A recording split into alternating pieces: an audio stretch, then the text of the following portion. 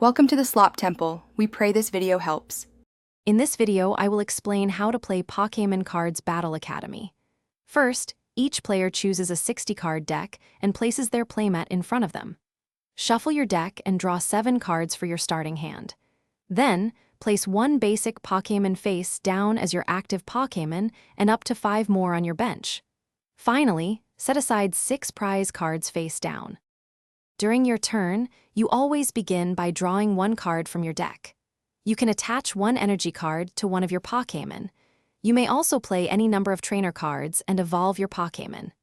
Your turn ends after you declare an attack with your active Pokémon, if you can. Remember, you can only attack once per turn, so choose wisely. Trainer cards are powerful tools that can change the flow of battle. You can play as many as you like during your turn, but only one supporter card. Some attacks or abilities can inflict special conditions like poisoned or asleep. These conditions have specific effects, such as taking damage between turns or being unable to attack. Always check the card text for details on how to resolve them.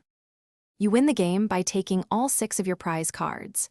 You also win if your opponent has no Pokémon left in play, or if they cannot draw a card at the start of their turn because their deck is empty.